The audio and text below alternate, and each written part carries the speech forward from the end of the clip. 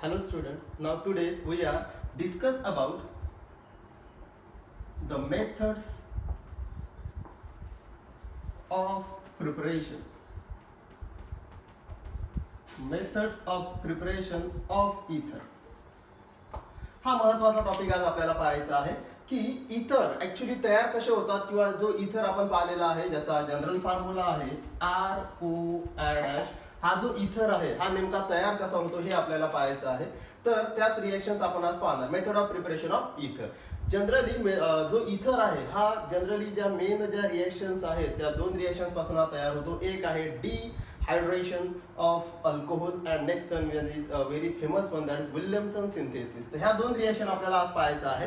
तर आपण one by one त्या पाहणार. ओके, चला स्टार्ट करू.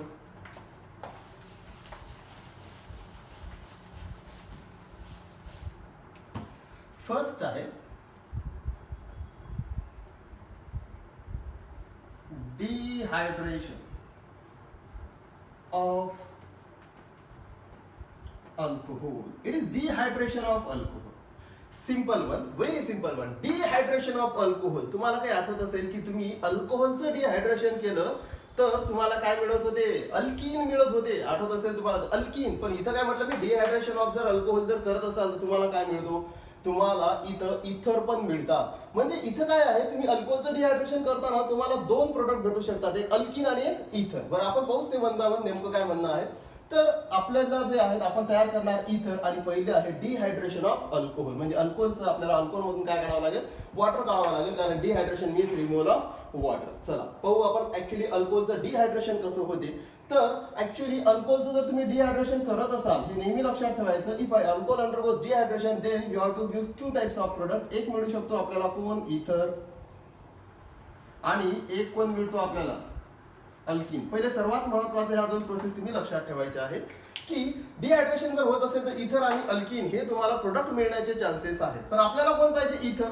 ओके, आपण याच्या अगोदर पण अल्कोहोलचं डिहायड्रेशन केलं, आपल्याला कोण मिळालं? अल्कीन. तर आपण काय करूया, दोघांचं नेमका डिफरन्स काय आहे ते हे पाहू आपण की डिहायड्रेशन ऑफ इथर केव्हा भेटते आणि अल्कीन केव्हा भेटते. तर नेहमी लक्षात ठेवायचं की अल्कोहोलचं डिहायड्रेशन झालं तर इथर मिळतात at low temperature at about 413 kelvin temperature. नेहमी लक्षात ठेवायचं की dehydration of alcohol he temperature based reaction आहे. जर तुम्ही टेम्परेचर कमी जास्त केलं तर इथं गडबड होते. सो इथर केव्हा भेटतील? डिहायड्रेशन ऑफ अल्कोहोल इथर मिळतील केव्हा? Low temperature at about 413 kelvin temperature. Low टेम्परेचरचं मिनिंग आहे अल्कीन पेक्षा लागणारे जे टेम्परेचर आहे, अल्कीन तयार करण्यासाठी जे लागणारे टेम्परेचर आहे त्याच्यापेक्षा कमी लागते म्हणून लो टेम्परेचर. इथं काय? Somewhat high temperature. High temperature कोणतं? तर हाय टेम्परेचर लागते 443 केल्विन टेम्परेचर. लक्ष द्या, व्हेरी सिंपल वन. जर तुमच्याकडे अल्कोहोल आहे आणि अल्कोहोल घेतला तुम्ही आणि त्याला हिटिंग केलं 413 केल्विन टेम्परेचरवर तर तुम्हाला इथर भेटतील. आणि तुम्ही जर त्याच अल्कोहोलला हिटिंग केलं 443 केल्विन टेम्परेचरवर तर तुम्हाला काय भेटतील? अल्कीन मिळतील. त्याच्यानंतर नेक्स्ट कंडिशन काय आहे बघा. सेकंड, इथर तयार करण्यासाठी तुम्हाला रिएक्शन्स ऍसिडिक मीडियम मध्ये करावं लागतं. म्हणजे इन प्रेझेन्स ऑफ एक असतो H2SO4 घ्या किंवा H3PO4 घ्या. इकडे पण सेम कंडिशन आहे, लक्षात ठेवा. इकडे पण काही डिफिकल्टी नाही. अल्कीन तयार करण्यासाठीही तुम्हाला रिएक्शन्स कोणाच्या प्रेझेन्स मध्ये करावं लागते? H2SO4 और H3PO4. जनरली हा घेतात कोण? H2SO4. म्हणजे ही कंडिशन सेम आहे दोघांमध्ये, याला चेंज नाही. म्हणजे तुम्ही पहा डिहायड्रेशन करताना H2SO4 वापरा, H3PO म्हणजे H2SO4 जर वापरला तर तुम्हाला अल्कीन पण भेटू शकतात, इथर पण भेटू शकतात. मग नेमकी कंडिशन कोणती डिफरंट पाहिजे? Temperature. So it is temperature based reactions. Okay, next condition काय असेल हे सहज मी तुम्हाला इथं सांगत आहे दोघांमध्ये. तर इथर तयार होत असताना लक्षात ठेवा, जर तुम्हाला अल्कोहोल पासून जर इथर तयार करायचे असतील तर जनरली कोण देतात? तर लक्षात ठेवा जे कोण म्हटलं मी? जे प्रायमरी अल्कोहोल्स आहेत. लक्षात ठेवा मी काय म्हणत आहे. जनरली जे प्रायमरी अल्कोहोल्स आहेत ते काय प्रिफर्ड करतात? प्रायमरी अल्कोहोल जनरली प्रिफर्ड इथर. ओके, आणि याच टेम्परेचरला हेच जर कंडिशन वापरत असाल आणि तुम्ही जर सेकंडरी आणि जर सपोज टर्शियरी जरी घेत असाल तर ते काय देणे प्रिफर्ड करतात? अल्कीन. कंडिशन हीच. पण प्रायमरी अल्कोहोल काय प्रिफर्ड करतात? 413 केल्विन टेम्परेचरवर काय प्रिफर करतात? इथर.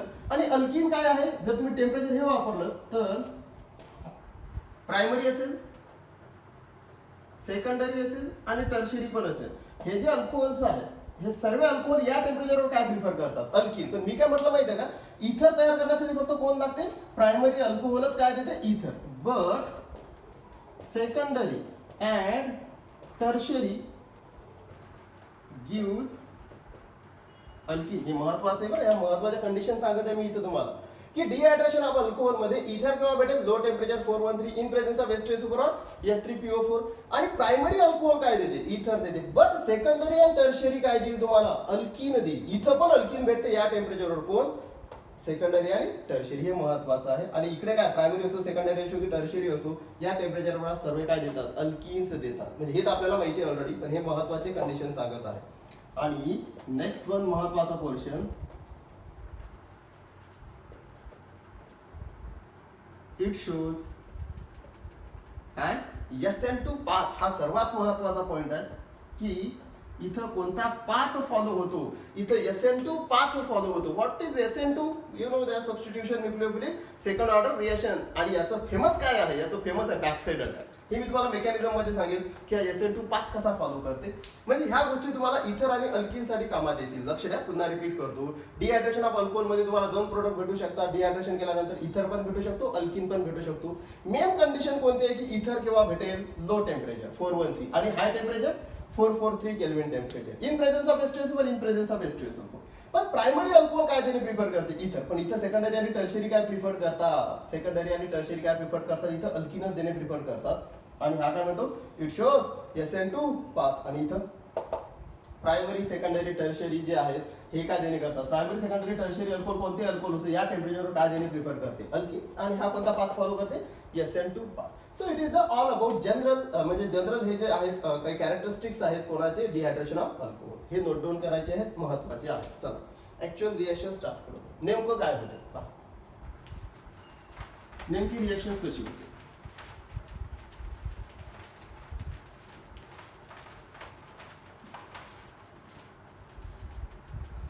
एक्झाम्पल घेऊन सांगतो, लक्ष द्या. सपोज कन्सिडर करा की आपल्याकडे इथिल अल्कोहोल आहे.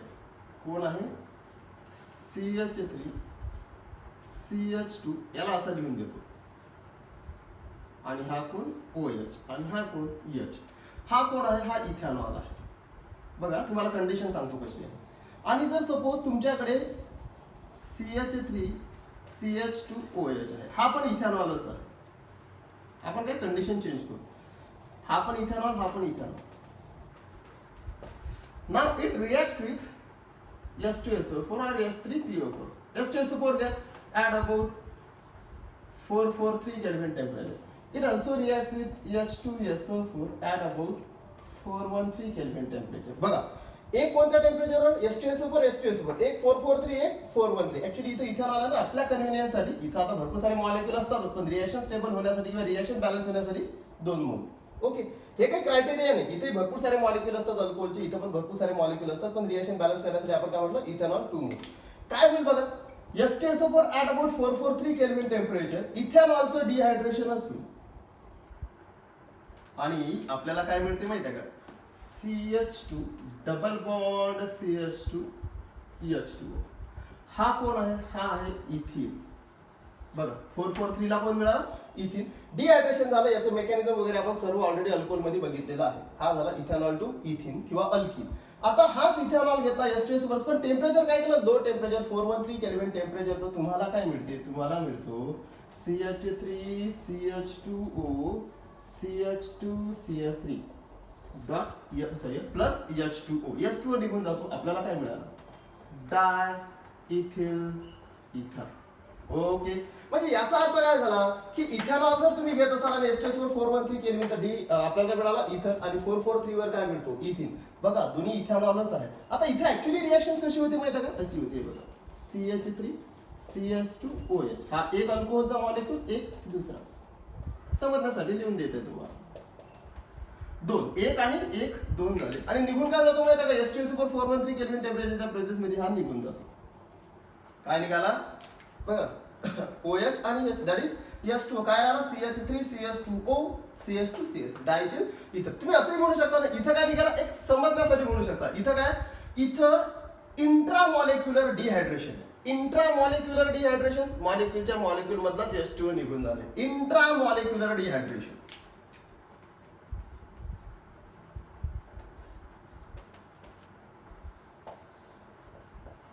लक्ष द्या, इंट्रामॉलिक्युलर डिहायड्रेशन. इंट्रा म्हणजे मॉलिक्युलच्या मॉलिक्युल मधला जर वॉटर निघून गेला तर अल्कीन मिळतो. पण इथं काय आहे,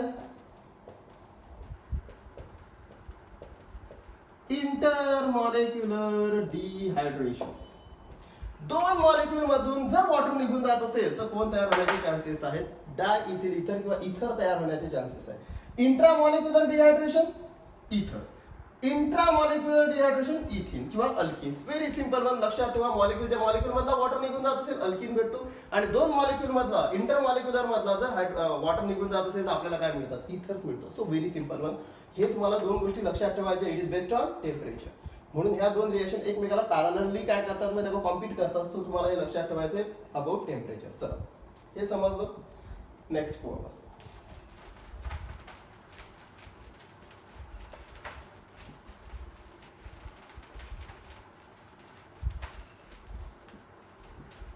लक्ष द्या. SN2 मेकॅनिझम होते वगैरे वगैरे ह्या गोष्टी आहेतच. बघा काय होते.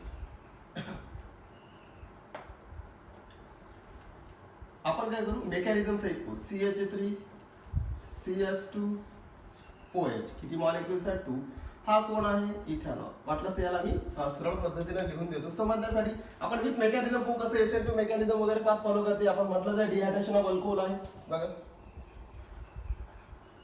With mechanism CH3 CH2 OH, हा कोण आहे, इथेनॉल. ऍक्च्युली दोन मॉलिक्युल लागतात, आपण असे लिहिणार HO CH2 CH3, हा कोण आहे, इथेनॉल. दोन मॉलिक्युल न घेता आपण असे वेगवेगळे दिले, ethanol ethanol. Now it reacts with H2SO4. तुम्ही H3PO4 पण घेऊ शकता. माहिती आहे आपल्याला. टेम्परेचर किती लागेल, 413 केल्विन टेम्परेचर. Low temperature. काय निघून जातो, निघून गेला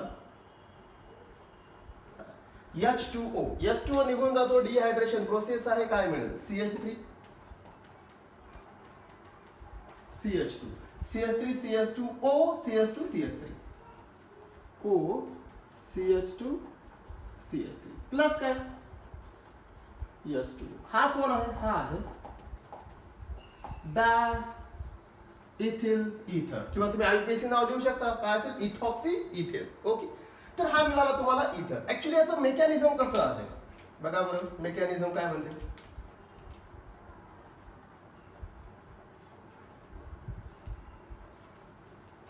मेकॅनिझम कोणता आहे, you know that. What is mechanism, you know that. Mechanism means path of reaction. Reaction actually कशी होते हे सांगण्याचं काम कोणाचं असते, मेकॅनिझमचं. इथं कोणतं मेकॅनिझम आहे,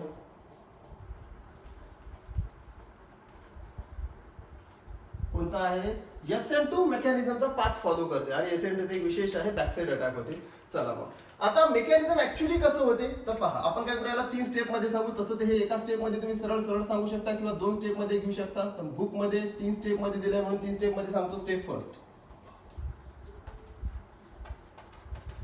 प्रोटोनेशन. आता प्रोटोनेशन म्हणजे काय, प्रोटोनेशन म्हणजे हायड्रोजन ऍड होणे किंवा हायड्रोजन तिथं रिॲक्ट होणे. प्रोटोनेशन म्हणजे ऍडिशन ऑफ हायड्रोजन. सरळ सरळ लक्षात ठेवा. सो पहिली प्रोसेस प्रोटोनेशन असते. ऍक्च्युली प्रोटोनेशन कसं होते तर इथेनॉल आपल्याकडे किती आहेत, 2 मॉलिक्युल आहेत. यातला एक घ्या, CH3 CH2O आणि कोण, H. हा कोण आहे, हा ethanol. Ethanol now it reacts with H positive. आता H पॉझिटिव्ह कोणाकडून आला, आपण रिएक्शन कोणाच्या मीडियम, कोणा मीडियम मध्ये करत, ऍसिडिक मीडियम मध्ये. म्हणजे H2SO4 किंवा H3PO4 फॉस्फोरिक ऍसिड. तर त्यांनी काय दिला, H2SO4 म्हणजे काय, acid. It gives H positive आहे. बघा हा H पॉझिटिव्ह म्हणजे हा कोणाकडून आला, H2SO4 कडून H पॉझिटिव्ह आला. काय होईल सांगा, सिंपल वन. या ऑक्सिजनवर 2 इलेक्ट्रॉन पेअर आहेत. एक इलेक्ट्रॉन पेअर काय करेल, या ऑक्सिजनवर काय करेल, सॉरी या ऑक्सिजन काय करेल, कशावर अटॅक करेल, हायड्रोजनवर. काय भेटेल, CH3 CH2O. काय झालं बघा बरं. इथं काय आली, एकच पेअर आली. कारण एक तर कोणाला दिली, H ला. म्हणजे इथं आहे हा H, हा दुसरा H. ठीक आहे, पहिला H होताच, हा दुसरा H वर अटॅक केला. ऑक्सिजनवर चार्ज कोणता आला, कारण याने एक इलेक्ट्रॉन पेअर दिली, चार्ज कोणता, पॉझिटिव्ह. म्हणजे प्रोटोनेशन झालं. What is protonation? हायड्रोजन इथे ऍड झाला किंवा हायड्रोजनवर अटॅक झालेला आहे. नाव this step is called as protonation. Step 2. आता स्टेप 2 काय असते?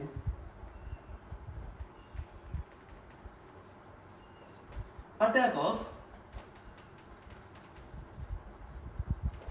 न्यूक्लिओफाईल. लक्षात ठेवा, अटॅक ऑफ न्यूक्लिओफाईल. आता याच्यावर अटॅक करेल न्यूक्लिओफाईल. न्यूक्लिओफाईल म्हणजे तुम्हाला माहिती आहे असा स्पेसिस की ज्याच्यावर एक तर निगेटिव्ह चार्ज एक तर इलेक्ट्रॉन पेअर आहे जो कोणावर अटॅक करते? पॉझिटिव्ह चार्जवर अटॅक करते. त्याला काय म्हणतात? न्यूक्लिओफाईल. ओके, न्यूक्लिओफाईल असतो. आता ही कशी असते माहिती आहे का? अटॅक ऑफ न्यूक्लिओफाईल स्टेप कशी असते? स्लो असते. अटॅक होत असताना तो स्लो होतो आणि ही जर स्लो स्टेप असेल तर मी सांगितलं जी स्लो स्टेप असते ती काय असते? Rate डिटरमायनिंग step. म्हणजे तुम्ही त्या रिएक्शनचा स्पीड मोजू शकता की म्हणजे या पूर्ण होल रिएक्शनचा स्पीड कशावर आहे? अटॅक ऑफ न्यूक्लिओफाईलवर आहे. स्लो असते आणि काय असते? Rate डिटरमायनिंग step. पाहू आपण कशी आहे. कसा होईल अटॅक बघा. तर आपल्याकडे कोण आहे बघा. आता SN2 बॅक साइड अटॅक होईल तर आपल्याकडे हा आहे कोण? CH3 CH2O. आणि हे म्हणजे आता अटॅक कसा होते बघा. CH3 पहिले आपल्याकडे काय अटॅक कोण करते हे बघू आपण. अटॅक कोण करते? हा CH3 CH2OH. आता कसा अटॅक करते काय करते मी तुम्हाला सांगतो. लक्ष द्या. दिन असं देतो तुम्हाला. CH3 CH2O. इथं कोण आहे? H आणि हा कोणता चार्ज आहे? पॉझिटिव्ह. आता काय होते आपल्याकडे कोण आहे? एक हा अल्कोहोल तर झाला, पहिला अल्कोहोल मॉलिक्यूल. आता एक दुसरा मॉलिक्यूल घेऊ आपण. हा काय होतो? It acts as a nucleophile. CH3 CH2OH. हा इथेनॉल. हा सेकंड मॉलिक्यूल आहे. पहा पहिल्या स्टेप मध्ये हा मिळाला. आता हा दुसरा इथेनॉल आहे. आता होते काय लक्षात ठेवा. हा जो इथेनॉल आहे हा काय म्हणून ऍक्ट होते? हा ऍक्ट होते न्यूक्लिओफाईल. What is nucleophile? ज्याच्यावर काय असते? एक तर निगेटिव्ह चार्ज असते किंवा इलेक्ट्रॉन्स असतात त्याच्यावर इलेक्ट्रॉन्स आहे. आता इथं काय होते? इथं काय गडबड आहे इथं लक्ष द्या. हा जो ऑक्सिजन आहे या ऑक्सिजनवर चार्ज कोणता आला? या ऑक्सिजनवर पॉझिटिव्ह चार्ज आलेला आहे. आणि तुम्हाला माहिती आहे ऑक्सिजन इज मोर इलेक्ट्रोनिगेटिव्ह. म्हणजे ऑक्सिजन जवळ इलेक्ट्रॉन्स असायला पाहिजेत किंवा तो इलेक्ट्रॉन रिच असतो. तो जर स्वतः इलेक्ट्रॉन रिच असते पण त्याच्यामध्ये गडबड काय झाली माहिती आहे का? त्याच्यावर आता कोणता चार्ज आला? पॉझिटिव्ह. म्हणजे त्याची इलेक्ट्रॉन डेन्सिटी कमी झाली. मग तो काय करेल? तो तातडीनं तो काय करतो? फास्टली इलेक्ट्रॉन्स घेण्याचा प्रयत्न करते कोणाकडून तरी. कारण नेहमी त्याला इलेक्ट्रॉन्स त्याच्या जवळ पाहिजेत किंवा तो अशी स्पेसिस आहे की ती इलेक्ट्रॉन रिच असते. मग ऑक्सिजन जर इलेक्ट्रॉनची कमतरता झाली तर हा ऑक्सिजन काय करेल? लगेच इलेक्ट्रॉन्स ओढून घेईल. कोणाकडून ओढून घेईल? तर हा काय करतो? ऑक्सिजन या कार्बनकडून इलेक्ट्रॉन्स ओढून घेतो. मला सांगा या ऑक्सिजननी जर या कार्बनचे हे जे इलेक्ट्रॉन्स आहेत हे जर ओढून घेतले तर या कार्बनवर चार्ज कोणता आला? पॉझिटिव्ह. पण हे केव्हा पॉसिबल आहे? जसा हा इथेनॉल काय करतो माहिती आहे का? लक्ष द्या. हा जसा हा इथेनॉलचे हे जे आहेत ऑक्सिजनवरचे इलेक्ट्रॉन्स पेअर हे काय करतात? बॅक साइड येतात. या हा OH हा H2O जसा निघून जातो हा फ्रंटने निघून जातो. हे काय करतात माहिती आहे का? बॅकने येतात. हे काय करतात? असे बॅक साइडने येतात आणि याच्यावर काय करतात? अटॅक करतात. जसे हे बॅक साइडने येऊन याच्यावर अटॅक करतात तसा काय होते? हा ऑक्सिजन हे इलेक्ट्रॉन्स घेऊन इथून निघून जातो. काय भेटेल? म्हणजे हा झाला बॅक साइड अटॅक. लक्षात ठेवा it is back side attack. Attack of nucleophile. पण कोणत्या साइडनं? Back side. म्हणजे हा H2O ज्या साइडनं समजा कन्सिडर करा ना H2O जर फ्रंटने निघून जात असेल ते काय बॅक साइडने येऊन अटॅक करतात. हे नेहमी लक्षात ठेवा. आता हे असू शकते H2O जर बॅक साइडने निघून जात असेल तर हे फ्रंट साइडने येतील. म्हणजे हा H2O जसा निघेल त्याच्या अपोजिट साइडनं कोण येतात? हे इथेनॉल किंवा हे न्यूक्लिओफाईल येतात. ओके झाला attack. So it is back side attack. काय भेटेल बघा. हा असा अटॅक बघा. हा आले म्हणजे हा ऑक्सिजन या ऑक्सिजनला कोण अटॅच आहे? CH2 CH3. ओके. आणि याला आणखी कोण अटॅच आहे? आणखी आहे हायड्रोजन. हा हायड्रोजन. पण या ऑक्सिजनच्या एका यांनी काय केलं माहिती आहे का? एका इलेक्ट्रॉन पेअरने तर अटॅक केला. म्हणजे किती राहिले? फक्त एकच इलेक्ट्रॉन पेअर राहिले आणि चार्ज कोणता आला? पॉझिटिव्ह. या ऑक्सिजनने कोणावर अटॅक केला? या CH2 वर. या CH2 ला कोण अटॅच आहे? CH3. ओके म्हणजे हे झाले बघा O CH2 CH3 म्हणजे CH3 CH2O CH3 CH2OH हा H. आणि या ऑक्सिजनवर कोणता चार्ज आला? पॉझिटिव्ह. हा पॉझिटिव्ह कारण एक इलेक्ट्रॉन पेअर त्यांनी याला दिली CH2 CH3. निघून काय गेला? कोण निघून गेला बघा? H2O. हा मिळाला तुम्हाला इंटरमिजिएट. स्टेप 3.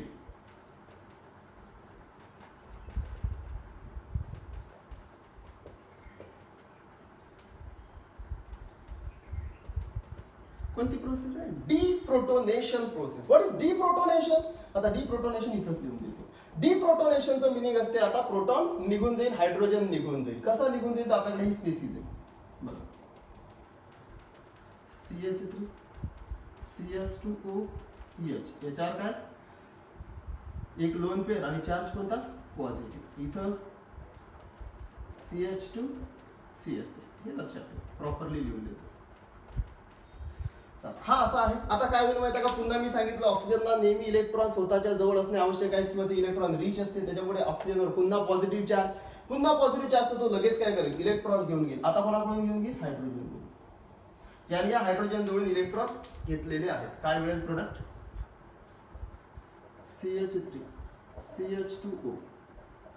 बघा इलेक्ट्रॉन पेअर दोन आलेले आहेत, एक ही आणि एक ओढलेली, इथं CH2 CS3 मिळाला.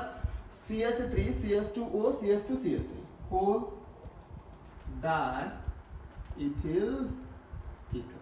So it is diethyl ether plus काय, ऑफकोर्स काय निघून गेलं, H पॉझिटिव्ह. म्हणजे जो आता तुम्ही असं म्हणू शकता ना, इकडे लक्ष आहे, हा H पॉझिटिव्ह आपण कुठे यूज केला होता किंवा कोणाकडून घेतला होता, हा H पॉझिटिव्ह इथं आपण देऊन दिला, हा कोणाकडून यूज झाला होता, H पॉझिटिव्ह. म्हणजे इथं H प्लस पहिल्या प्रोसेस मध्ये प्रोटोनेशन झालं म्हणजे H प्लस यूज झाला, आणि लास्ट स्टेप मध्ये डिप्रोटोनेशन झालं म्हणजे H प्लस दिला.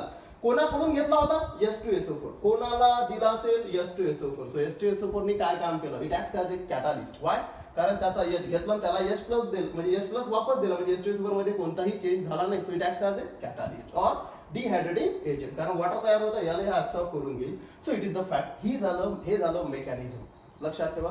आणि महत्वाचं आहे की कोणत्या साईडनं अटॅक होते, बॅक साईड कोणता पाथ फॉलो करते, SN2. ओके. आणि तुम्हाला मी सांगितलं इथं जर आपण टेम्परेचर जर कमी जास्त केलं, जर थोडंसं वाढवलं टेम्परेचर, तर लगेच इथं कोणता प्रोडक्ट भेटण्याचे चान्सेस आहेत, अल्किन. हे लक्षात ठेवा. म्हणजे या रिएक्शनचा एक महत्वाचं काय कंडिशन आहे माहिती आहे का, काय की रिएक्शन्स मध्ये काय असलं पाहिजे, लो टेम्परेचर स्पेसिफिक. किती, 413 केल्विन टेम्परेचर स्पेसिफिक असणे आवश्यक आहे या होल प्रोसेस होण्यासाठी. सेकंड, की या रिएक्शन मध्ये फक्त प्रायमरी अल्कोहोलच काय देतात, जनरली मी प्रायमरी अल्कोहोल म्हणतो, प्रायमरी अल्कोहोलच काय देतात माहिती आहे का, जनरली इथर्स देतात. बरं आता तुम्ही म्हणाल की सर सेकंडरी टर्शरी का देत नाही, तर सेकंडरी आणि टर्शरी हे थोडेसे बल्की असतात. लक्षात ठेवा काय असतात, बल्की. आणि बल्की जर असतील किंवा तुम्ही असं म्हणू शकता प्रायमरी अल्कोहोल देतात आणि कोण देत नाही किंवा कोण देणार नाही. जर एखादा ग्रुप जर बल्की असेल किंवा स्टेरिक हिंड्रन्स दाखवत असेल, तर ते काय करतात माहिती आहे का, ते ही रिएक्शन दाखवू शकत नाहीत. का बरं दाखवू शकणार नाहीत, बघा मेकॅनिझम मध्ये समजेल. मी जर असं म्हटलं की या मेकॅनिझम मध्ये SN2 पाथ फॉलो होते, SN2 म्हणजे बॅक साइड अटॅक होते, आणि बॅक साइड मध्ये बघा कोणावर अटॅक झाला, या ऑक्सिजनने कोणावर अटॅक केला, या CH2 वर. पण या CH2 ला जर समजा आणखी मोठे ग्रुप अटॅच असते, समजा आणखी CH3 जर कोणी अटॅच असता, तर हा याच्यावर अटॅक करू शकला नसता. का बरं अटॅक नाही करू शकणार, कारण हा बल्की असता, इथं स्टेरिक हिंड्रन्स झालं असतं, एकमेकाला रिपेल केलं असतं. कसं बघा बरं, सपोज हा असा नसून असा असता, CH3 फॉर एक्झाम्पल, सहज तुम्हाला समजण्यासाठी लिहून देत आहे, आणि इथं सपोज हा असा असता तर काय असतं, हे पॉसिबिलिटी आहे. बरं, हा सपोज असा असता, म्हणजे हा कोणता अल्कोहोल झाला असता, हा टर्शरी अल्कोहोल झाला असता. म्हणजे टर्शरी अल्कोहोलचा समजा इथं टर्शरी अल्कोहोल H वर अटॅक केला आणि ही स्पेसिस इथं मिळाली, म्हणजे हा पण कोणापासून मिळाला असता, जर हा टर्शरी असता, टर्शरी अल्कोहोल. पण मग आता टर्शरी अल्कोहोल आहे, समजा याने अटॅक केला, तर याच्यावर अटॅक होणारच नाही या कार्बनवर, कारण हा आता ऑक्सिजन आणि हा असा निघून जाईल, बघा या पद्धतीने निघून जाईल. पण याच्यावर अटॅक का नाही होणार, तर याच्यावर अटॅक होणे पॉसिबल नाहीये. हा ग्रुप याच्यावर अटॅक नाही करू शकत या कार्बनवर, कारण हे ग्रुप पहा कसे बल्की आहे. बल्की म्हणजे काय, स्टेरिक हिंड्रन्स होईल, ते काय त्याचे मोठे खात्यापित्या घरचे ग्रुप आहेत, आणि हे जर खात्यापित्या घरचे ग्रुप असतील किंवा मोठे ग्रुप असतील, तर हा याच्यावर अटॅक करू शकत नाही, म्हणजे बॅक साईडने याच्यापर्यंत जाऊ शकत नाही. म्हणून काय म्हणतात की प्रायमरी अल्कोहोल हे नॉर्मली काय असतं, स्टेरिक हिंड्रन्स नसते त्याच्यामध्ये, म्हणून ते प्रायमरी अल्कोहोल काय देतात, तुम्हाला इथर्स देतात. का बरं इथर्स देतात, तर मी तुम्हाला सांगितलं की याच्यामुळे बॅकसाइड अटॅक होऊ शकत नाही. जर सेकंडरी आणि टर्शरी असेल तर इथं काय होते, बल्की होते, इथं स्टेरिक हिंड्रन्स येते. म्हणजे जर तुम्हाला कोणी विचारलं वाय सेकंडरी आणि टर्शरी अल्कोहोल नॉट गिव्स इथर, तर काय सांगसाल की सेकंडरी अल्कोहोल आणि टर्शरी अल्कोहोल हे बल्की असतात, स्टेरिक ग्रुप्स असतात, तिथं स्टेरिक रिपल्शन होऊ शकते, स्टेरिक हिंड्रन्स होऊ शकते. म्हणजे काय सरळ तिथं क्राउडिंग इफेक्ट होऊ शकते, इथं गर्दी होते. क्राउडिंग इफेक्ट म्हणजे इथं गर्दी होऊन राहिली, आणि जर गर्दी होत असेल तर हा याच्यावर अटॅक करू शकत नाही पॉसिबली बॅक साईडने. म्हणून काय होते, सेकंडरी टर्शरी जनरली काय देत नाही, इथर्स देत नाही. मग कोण देते, प्रायमरीच देते. ओके, म्हणजे लो टेम्परेचर प्रायमरी अल्कोहोल देणार फक्त, तर ह्या गोष्टी तुम्हाला लक्षात ठेवल्या पाहिजे. आणि तिसरं म्हणजे काय की याच्यामध्ये जनरली कोणते इथर्स तयार होतात? सिमेट्रिकल इथर्स याच्यामध्ये तयार होतात. बघा, डायइथिल इथर, कारण हे दोन्ही सारखेच आहेत ना. डायइथिल इथर, डायप्रोपिल वगैरे जे तुम्हाला भेटतील किंवा जे आहेत ना जनरली प्रायमरी देतात हे, आणि प्रायमरी देताना जनरली कोणते इथर्स मिळण्याचे चान्सेस आहेत? सिमेट्रिकल. म्हणजे तुम्ही हा याचा ड्रॉबॅक म्हणू शकता की अनसिमेट्रिकल इथर्स तयार करणे पॉसिबल होत नाही, किंवा तुम्ही ते त्यांचा जो प्रोडक्ट आहे हा पुअर येतो, म्हणून याच्यामध्ये कोणते इथर्स तयार होतात? सिमेट्रिकल इथर. Low temperature generally primary alcohol देतील आणि सिमेट्रिकल इथर्स. आणि फोर्थ काय लक्षात ठेवतात? कोणता पाथ फॉलो करते? SN2 path, that is back side attack. ह्या जर तुम्ही गोष्टी लक्षात ठेवल्या ना तर तुम्हाला हे येऊन जाईल, सफिशियंट आहे. ओके, हे झाली रिएक्शन, हे झालं मेकॅनिझम, आणि हे त्याचे प्रोसेस. ओके, लक्षात ठेवा. समजलं आहे? नेक्स्ट